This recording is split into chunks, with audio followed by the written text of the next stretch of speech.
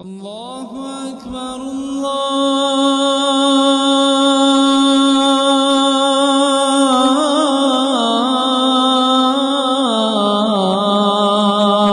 اکبر نحمده ونستعينه ونستغفره ونعوذ بالله من شرور أنفسنا ومن سيئات أعمالنا من يهده الله فلا مضل له ومن يضلل فلا هادي له وأشهد أن لا إله إلا الله وأشهد أن محمدا عبده ورسوله يا أيها الذين آمنوا اتقوا الله حق تقاته ولا تموتن إلا وأنتم مسلمون يا أيها الناس اعبدوا ربكم الذي خلقكم من نفس واحدة وخلق منها زوجها وبث منهما رجالا كثيرا ونساء واتقوا الله الذي تساءلون به والأرحام إن الله كان عليكم رقيبا يا أيها الذين آمنوا اتقوا الله وقولوا قولا سديدا يصلح لكم أعمالكم ويغفر لكم ذنوبكم ومن يطع الله ورسوله فقد فاز فوزا عظيما أما بعد فإن خير الحديث كتاب الله وخير الهدي هدي محمد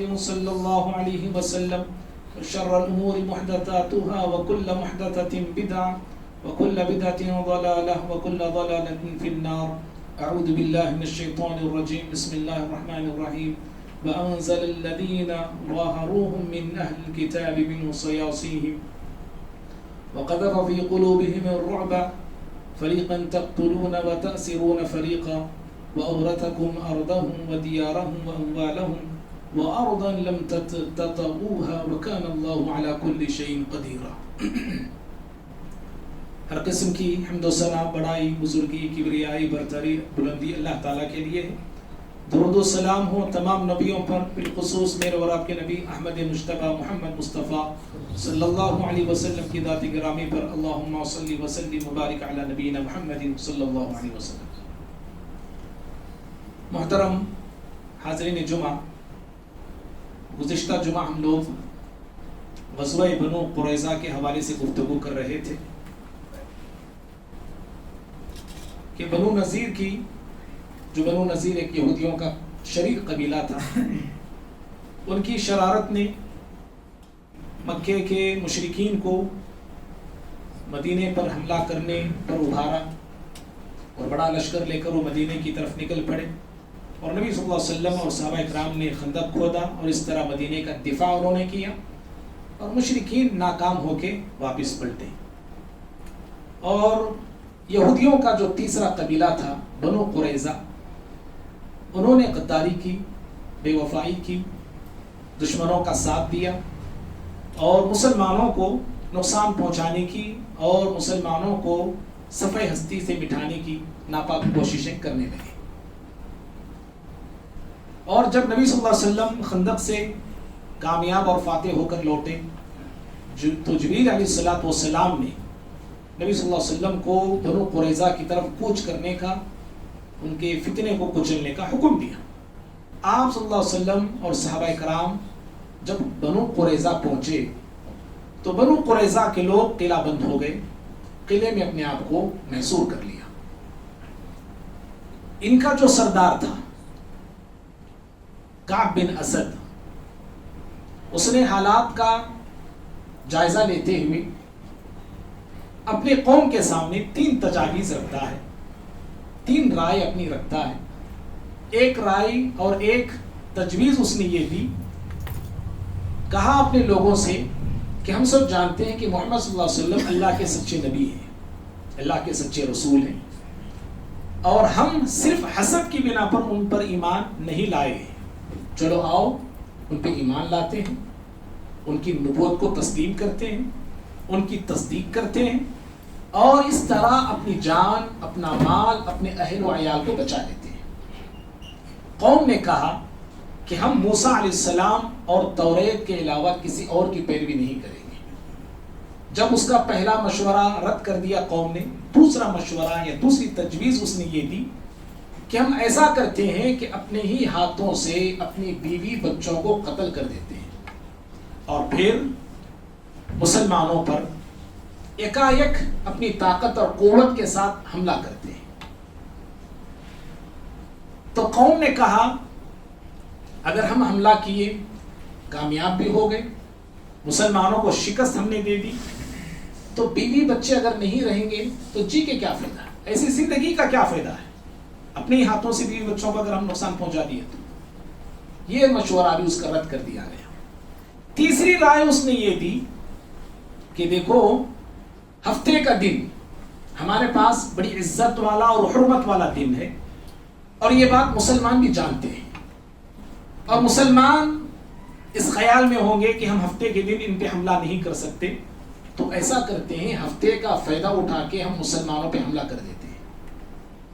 تو قوم نے کہا کہ دیکھو ہفتے کا دن ہمارے پاس حرمت والا ہے، عزت والا ہے، ہم اس حرمت کو پامال نہیں کر سکتے، توڑ نہیں سکتے۔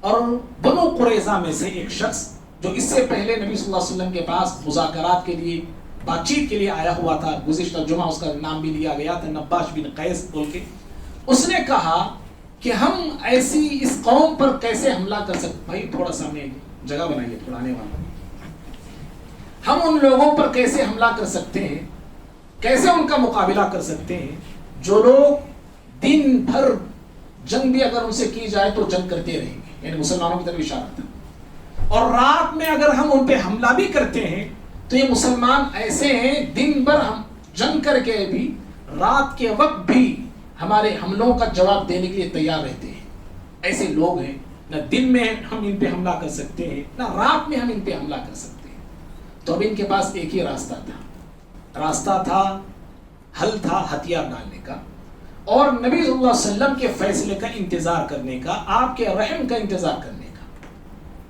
ہتھیار ڈالنے سے پہلے ان لوگوں نے یہ معلوم کرنا چاہا کہ ہتھیار ڈالنے کے بعد ہمارے ساتھ کیا سلوک ہونے والا ہے۔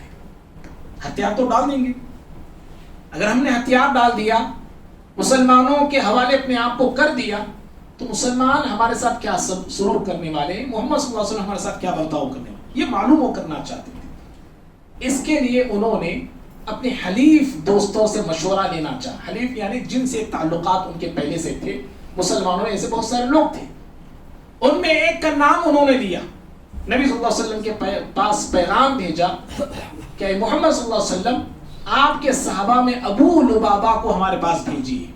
ابو لبابہ رضی اللہ عنہ صحابی رسول ہیں جن کا اصل نام بشیر ہے رضی اللہ تعالیٰ عنہ، اور ان کے باغات، ان کے آل اولاد بنو قریظہ میں آباد تھے، اور بنو قریظہ سے ان کے تعلقات تھے، دوستانہ تھے۔ تو انہوں نے ابو لبابہ رضی اللہ عنہ کا نام پیش کیا، پیارے نبی صلی اللہ علیہ وسلم نے ابو لبابہ رضی اللہ تعالیٰ عنہ کو ان کے پاس روانہ کیا۔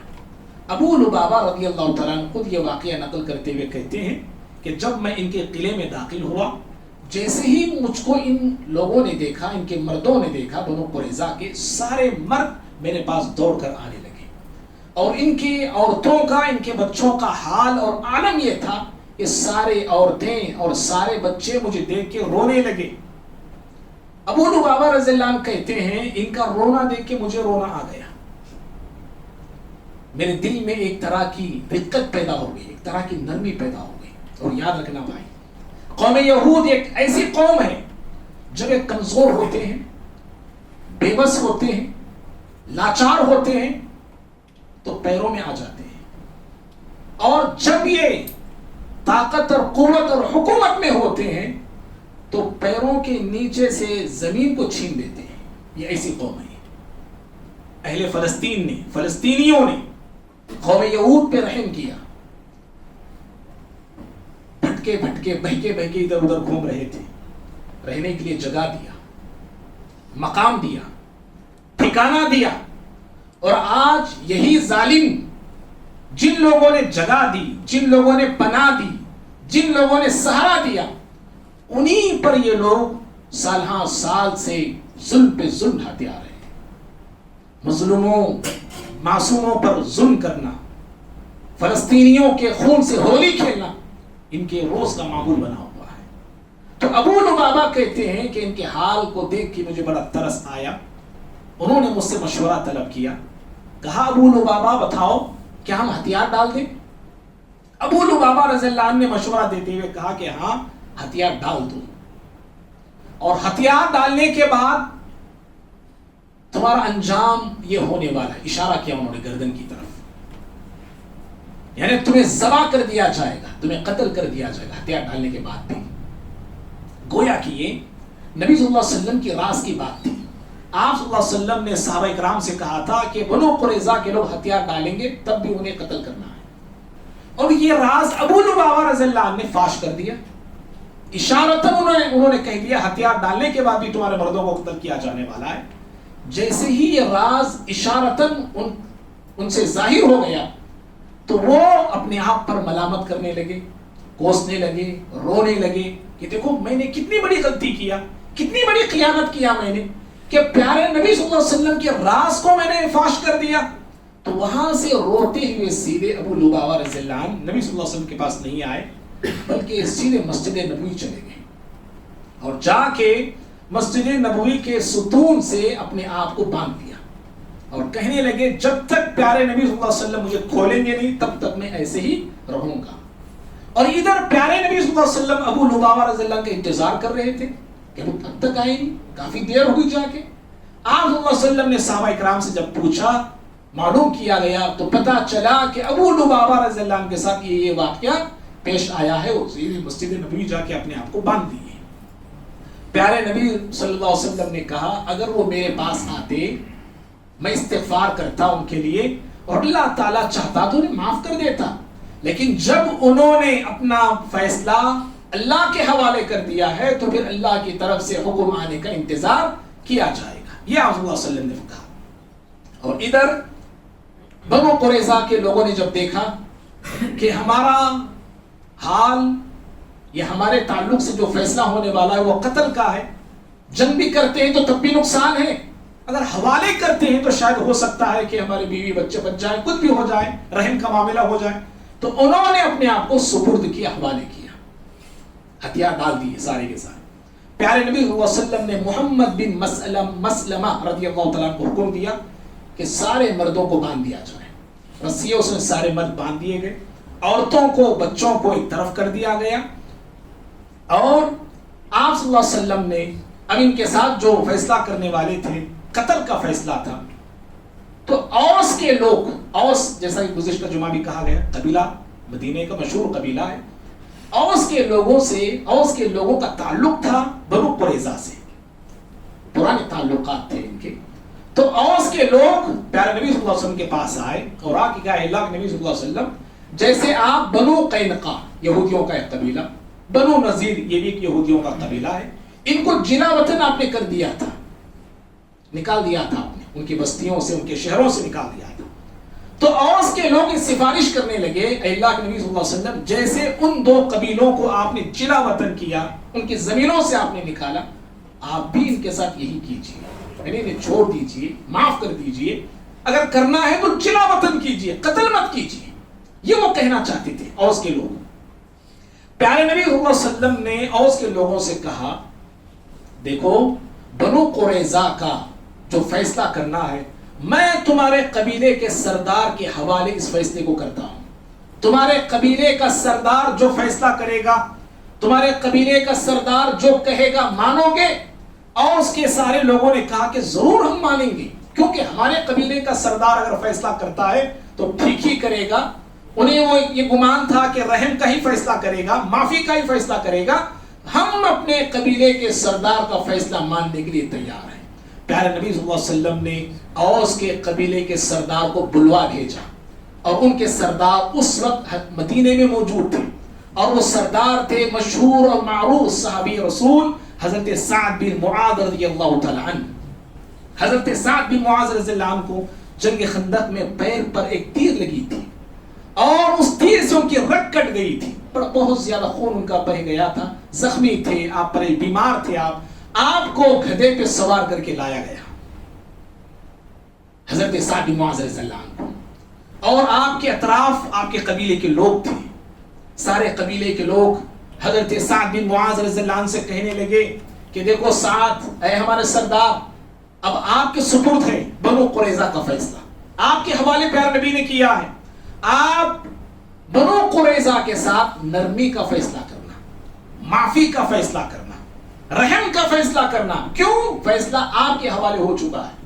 حضرت سعد بن معاذ رضی اللہ عنہ پیارے نبی صلی اللہ علیہ وسلم کے قریب آنے والے تھے، پیارے نبی صلی اللہ علیہ وسلم نے صحابہ سے کہا قوموا الی سیدکم، اے صحابہ کھڑے ہو جاؤ اپنے سردار کے لیے۔ صحابہ اکرام کو پیارے نبی صلی اللہ علیہ وسلم نے کھڑا کیا، سارے صحابہ ان کے استقبال میں کھڑے ہو گئے۔ یاد رکھیے آگے بڑھنے سے پہلے ایک بات میں سمجھا دوں، اس دو طرح کی حدیث کھڑے ہونے کے تعلق سے آتی ہے۔ ایک حدیث میں ممانعت آتی ہے، اس حدیث میں دیکھیں تو پیارے نبی صلی اللہ علیہ وسلم نے کھڑے ہونے کی اجازت دی ہے۔ ایک حدیث یہ آتی ہے کہ اگر کوئی شخص یہ چاہتا ہے، پسند کرتا ہے، جب کبھی میں آؤں لوگ میری عزت میں کھڑے ہوں، میں چاہتا ہوں، سمجھیے میں چاہ رہا ہوں، میرے دل کی آرزو یہ ہے جب کبھی میں انٹری ماروں لوگ کھڑے ہو جانا مجھے دیکھو، یہ منع ہے۔ ایسا انسان پیارے نبی نے کہا جو یہ چاہتا ہے کہ لوگ مجھے دیکھ کے کھڑے ہو جائے، وہ اپنا ٹھکانہ جہنم میں بنا لے۔ اور خود پیارے نبی صلی اللہ علیہ وسلم پسند نہیں کرتے تھے کہ جب کبھی آپ آئے تو لوگ کھڑے ہو جائیں، آپ پسند نہیں کرتے تھے۔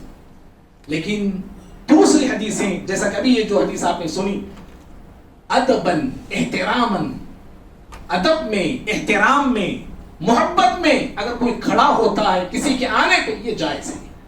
آپ کے والد آ رہے ہیں، آپ کھڑے ہو سکتے ہیں ادب میں، احترام میں۔ آپ کی ماں آ رہی ہے، آپ ماں کے آنے پہ کھڑے ہو سکتے ہیں۔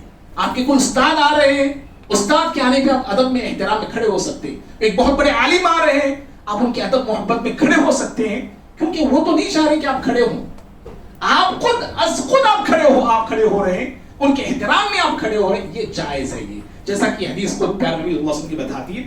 اور خود پیارے نبی صلی اللہ علیہ وسلم جب کبھی فاطمہ رضی اللہ عنہا کے گھر جاتے نا، فاطمہ رضی اللہ تعالیٰ عنہا اپنے والد کو دیکھ کے کھڑی ہو جاتی تھی اور اپنی جگہ پہ اپنے والد کو بٹھایا کرتی تھی۔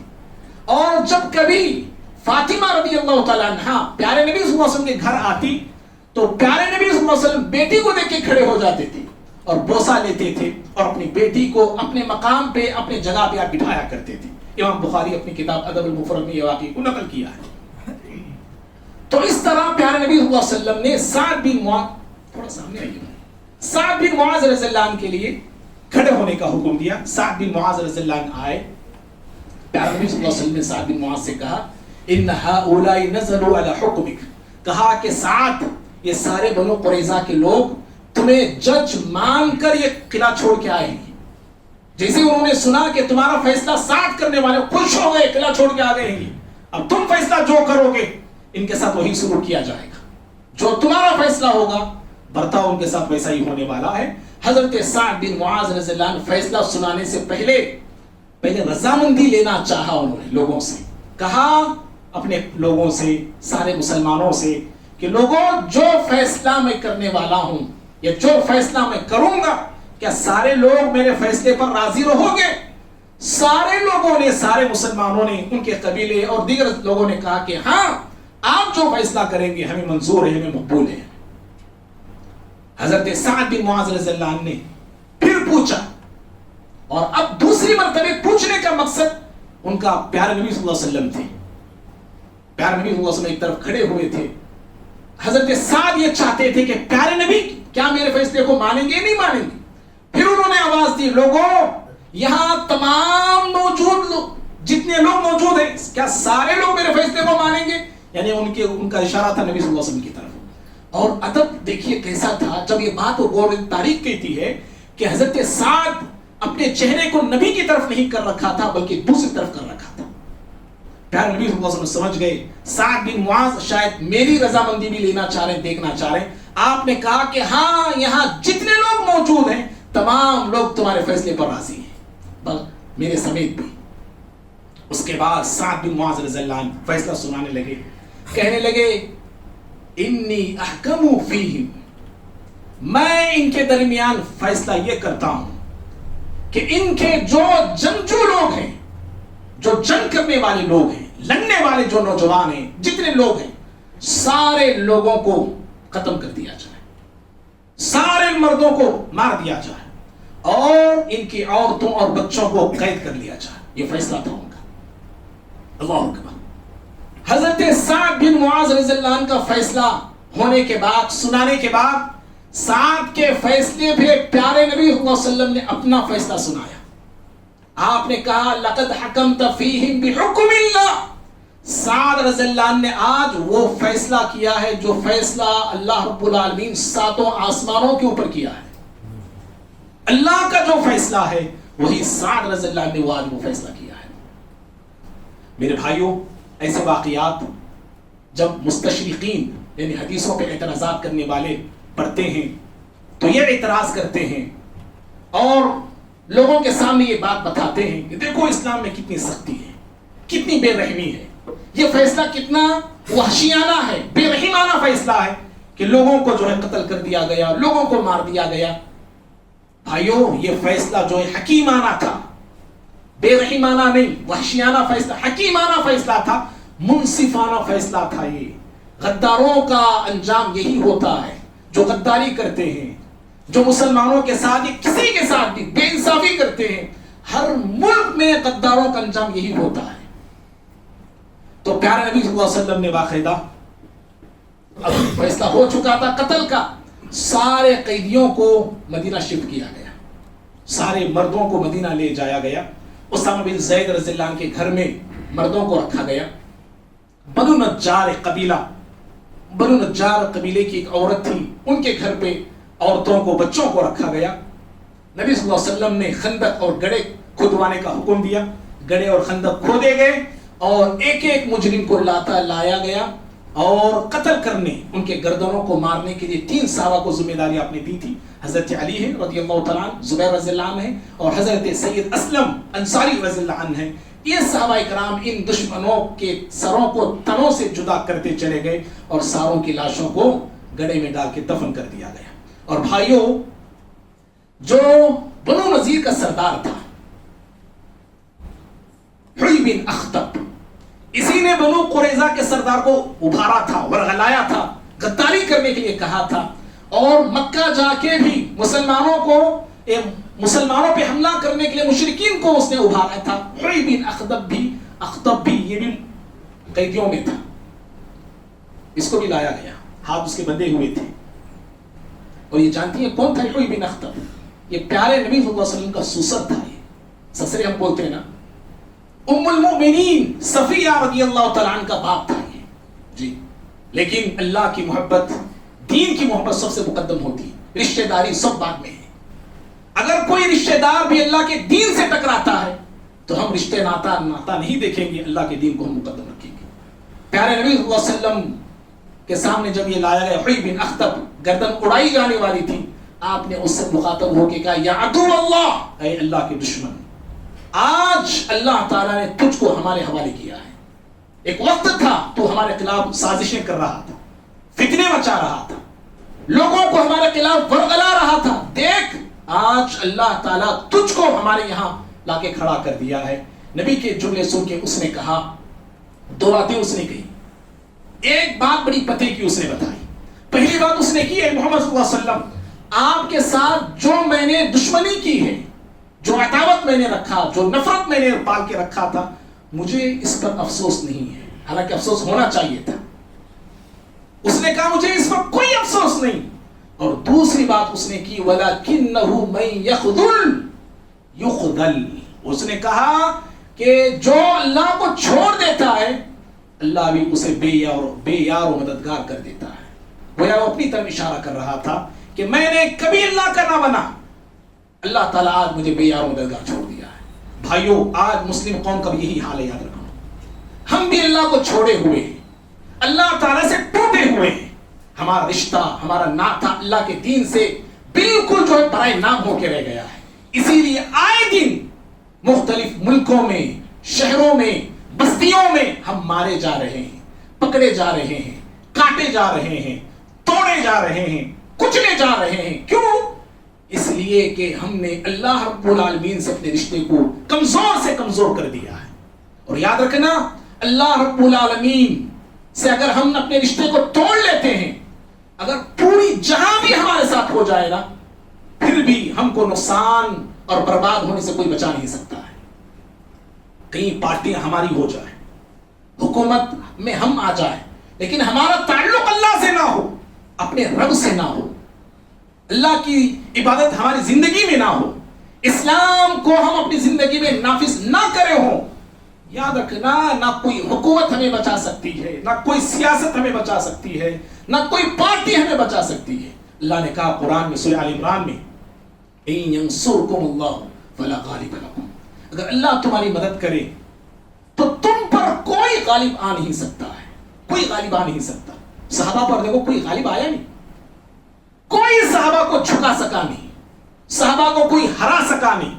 جب تک صحابہ تھے دنیا میں چمکتے رہے، دمکتے رہے، اور شہروں پر شہر، ملکوں پر ملک، دلوں پر دل فتح کرتے چلے گئے۔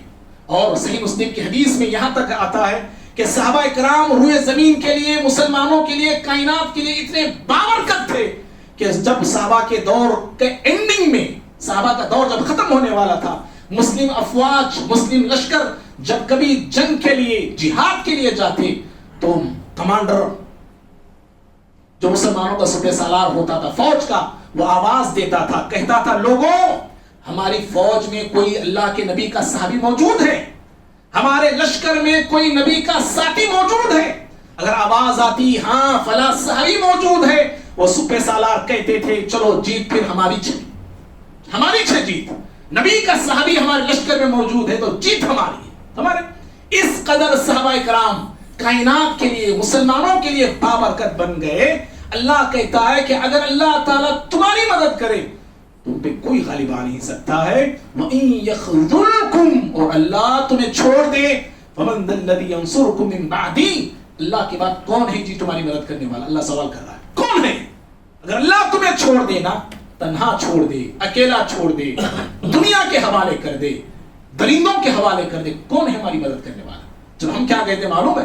درندے ہمیں نوچنے لگتے ہیں، درندے ہمیں کھانے لگتے ہیں، تب ہمیں اللہ یاد نہیں آتا، سعودی یاد آتی ہے، ترکی والے یاد آتے، کیا کر رہی ہو ترکی والے، کیا کر رہے سعودی والے، کیا کر رہے افغانستان والے، اللہ یاد نہیں آتا۔ کیوں؟ اس لیے کہ زندگی میں ہم نے اللہ تعالیٰ کا حق جیسے ادا کرنا ہے ادا کیا نہیں، اللہ تعالیٰ کو جیسے یاد ہمیشہ رکھنا تھا ہم نے رکھا نہیں، تو ہمیں کون یاد آتے ہیں؟ فلاں لوگ یاد آتے ہیں۔ بہرحال بھائیوں، اس نے یہ جملے کہے جو اللہ کو چھوڑ دیتا ہے اللہ تعالیٰ بھی اسے بے یار مددگار چھوڑ دیتا ہے۔ حوی بن اخطب کو ختم کر دیا گیا، اور پھر اس کے بعد عورتیں تھیں، کسی عورت کو قتل نہیں کیا گیا سوائے ایک عورت کے، جس کا نام تاریخ میں نباتہ بول کے آتا ہے، اس ایک عورت کو قتل کیا گیا۔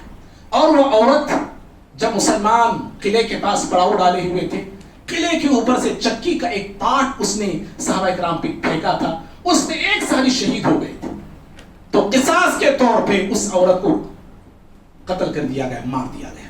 اور بھائیوں، جب لوگ یہ بنو قریظہ کے مارے جا رہے تھے تو ان میں ایک بوڑھا انسان بھی تھا جس کا نام تاریخ میں زبیر بن باطا بول کے آتا ہے، اس کو لایا گیا تو ثابت بن قیس رضی اللہ تعالیٰ عنہ صحابی رسول ہیں جن کی آواز بڑی بلند تھی۔ جب اللہ نے یہ آیت نازل فرمائی یا ایھا الذین آمنوا لا ترفعوا اصواتکم فوق صوت النبی، ایمان والو اپنی آواز کو نبی کی آواز سے بلند نہ کرو، جب یہ آیت نازل ہوئی تو حضرت ثابت بن قیس رضی اللہ عنہ گھر میں جا کے بیٹھ گئی، کیونکہ ان کی آواز بہت بلند تھی، بہت بلند تھی ان کی آواز۔ اللہ حکم دے رہا ہے کہ اپنی آواز نبی کی آواز پہ بلند نہ کرنا، میری آواز تو بلند ہے اور میں تو جہنمی ہوں، میں من اہل النار، وہ کہنے لگی ارے نبی کی آواز پر میں نے اپنی آواز کو بلند کرنے والا انسان، میں جہنمی ہوں۔ گھر میں جا کے بیٹھ گئی۔ نبی صلی اللہ علیہ وسلم نے دیکھا کہ ثابت نظر نہیں آ رہے، ایک دن دو دن ہو گئے نظر نہیں آ رہے۔ آپ نے پوچھا کہاں جی ثابت؟ تو باخبر بتایا گیا اللہ کے نبی مسئلہ ایسا ہے۔ آپ صلی اللہ علیہ وسلم فرمایا من اہل الجنہ، وہ جنتی میں سے بلاؤ۔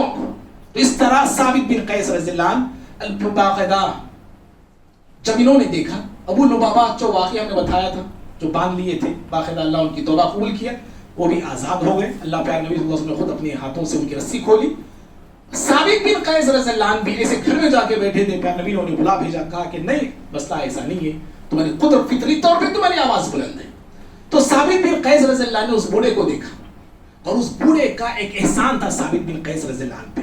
جنگ بعاث بول کے ایک جنگ چلی تھی، پہلے اوس خزرج کے لوگ لڑا کرتے تھے، تو اس بوڑھے نے اپنی جوانی میں ثابت بن قیس رضی اللہ عنہ کو جان بخشی کا معاملہ کیا تھا، جان بخش دیا تھا۔ اس میں وہ احسان یاد آیا ثابت بن قیس رضی اللہ عنہ کو، پیارے نبی کے پاس آئے، کہا اللہ کے نبی فلاں شخص جس کی گردن ماری جانے والی ہے اس کا مجھ پہ احسان ہے، مجھے اس کا احسان کا بدلہ ادا کرنے کی اللہ کے نبی مجھے اجازت دیجیے۔ آپ نے کہا کیا کرو گے؟ اللہ کے نبی اس کو آزاد میں کرنا چاہتا ہوں، ہبا کیجئے پہلے، یعنی مجھے آپ دے دیجئے، میں اس کو آزاد کروں گا۔ آپ نے کہا کہ ٹھیک ہے جاؤ۔ وہ گئے، خوشی خوشی گئے اور جا کے اس بوڑھے سے ملے اور ملاقات کر کے کہا کہ پیارے نبی نے تجھ کو میرے حوالے کر دیا ہے اور میں تجھ کو آزاد کرتا ہوں، آزاد ہے تو اس سے جا اپنی بقیہ زندگی جی لے۔ اس نے کہا بوڑھا انسان ہوں، بیوی بچے قید میں ہیں، بغیر بیوی بچوں کی کیا زندگی گزاروں گا میں؟ ثابت بن قیس پھر گئے پیارے نبی صلی اللہ علیہ وسلم کے پاس، کہا اللہ کے نبی ایک اور میری درخواست ہے۔ کہا کیا درخواست ہے؟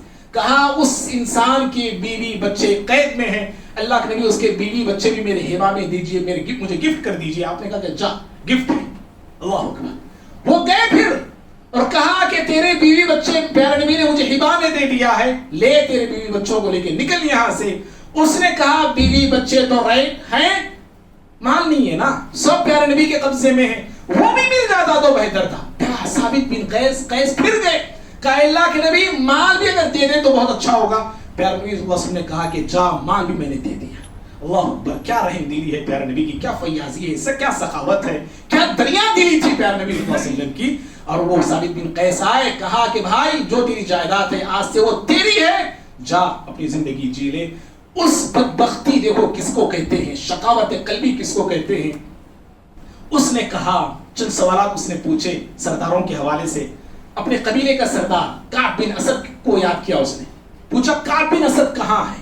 ثابت بن قیس نے کہا کہ انجام اس کا ہو چکا ہے، یعنی قتل کر دیا گیا ہے۔ اس نے بنو نذیر کے سردار حی بن اخطب کو یاد کیا، کہا وہ کہاں ہے؟ کہا وہ بھی واصل جہنم ہو چکا ہے۔ پھر ایک نوجوان کو پوچھا، غزالہ بن سموان اس کا نام آتا ہے، اس نے کہا وہ کہاں ہے جو جنگوں میں ہماری حفاظت کرتا تھا وہ نوجوان، وہ کہاں؟ کہا اسے بھی تن سے اس کے سر کو جدا کر دیا گیا ہے۔ یہ بوڑھا کہنے لگا، حالانکہ بیوی بچے آ گئے، جائیداد بھی اس کی ہو گئی۔ اس نے کہا جب یار نہیں تو جی کے کیا کرنے کا، جب میرے یار نہیں تو کیا کروں میں، مجھے بھی میرے یاروں کے پاس پہنچا دو۔ ثابت بن قیس رضی اللہ عنہ آگے بڑھے اور ایک ہی بار میں اس کا کام تمام کر دیا۔ ابوبکر صدیق رضی اللہ عنہ کو پتا چلا کہ اس بدبخت نے ایسی باتیں کہی ہے، تو حضرت ابوبکر صدیق رضی اللہ عنہ قسم کھا کے کہا واللہ اللہ کی قسم وہ ضرور اپنے دوستوں سے ملے گا لیکن جہنم میں جا کے ملاقات کرے گا۔ بہرحال بھائیوں، یہ غزوہ قریظہ تھا، بنو قریظہ، جو میں نے چنیدہ واقعات آپ کے سامنے بتانے کی کوشش کیا۔ مقصد یہی تھا پیارے نبی صلی اللہ علیہ وسلم کے غزوات کو جاننا، نبی صلی اللہ علیہ وسلم کے غزوات کو پڑھنا اور سننا، یہ بھی بڑی اہم چیز ہے۔ اور گزشتہ ہمارے جو اسلاف تھے وہ نبی صلی اللہ علیہ وسلم کے غزوات کو سنایا کرتے تھے، پڑھایا کرتے تھے، بتایا کرتے تھے، اور حتیٰ کہ محدثین اکرام بھی اپنی اپنی کتب میں، امام بخاری ہو، امام مسلم ہو، امام ترمذی، امام ابو داؤد رحمہم اللہ علیہم اجمعین، تمام کے تمام اپنے اپنے کتب میں کتاب الجہاد کے نام سے چیپٹر لاتے ہیں، کتاب المغازی کے نام سے چیپٹر لاتے ہیں، تاکہ امت غزوے کو پڑھ سکیں، نبی کے غزوات کو جان سکیں، اور نبی صلی اللہ علیہ وسلم کی حکمت عملی کیسی ہوتی تھی، دور اندیشی کیسی ہوتی تھی، پیارے نبی صلی اللہ علیہ وسلم نے کہاں سختی کا موقف اپنایا ہے، کہاں رحم دلی کا موقف اپنایا ہے، پیارے نبی صلی اللہ علیہ وسلم کا برتاؤ لوگوں کے ساتھ کب کیسے ہوتا تھا، یہ ساری چیزیں غزوات کو پڑھنے سے بھی ہم کو سیکھنے کو ملتی ہیں۔ رب العالمین سے دعا کرتے ہیں اللہ تعالیٰ مجھے بھی، آپ کو بھی، ہم سبھی کو نبی صلی اللہ علیہ وسلم کے غزوات کو، آپ کی سیرت کو، اپنی زندگی کو پڑھنے اور نبی صلی اللہ علیہ وسلم کی زندگی میں اب دیکھ کے اپنی زندگی کو بنانے کی توفیق عطا فرمائے۔ اللہ رب العالمین ہم تمام پہ دنیا اور آخرت میں رحم فرمائے۔ اللہ رب العالمین ہم تمام پہ اپنی رحمت کو نازل فرمائے، رحمت کی بارش اللہ نازل فرمائے۔ اللہ تعالیٰ ہم کو دنیا کی گرمی سے بڑھ کے جہنم کی گرمی سے اللہ تعالیٰ بچائے۔ اللہ رب العالمین ہمیں نیک بنائے، ہماری اولادوں کو نیک بنائے، اللہ تعالیٰ ہمیں نمازی بنائے اور اللہ ہمیں دیندار بنائے، ہماری اولادوں کو اللہ تعالیٰ دیندار بنائے، آمین۔ اقول قولی ھذا استغفر لی ولکم سائر المسلمین من کل ذنب فاستغفروه انه هو الغفور الرحیم۔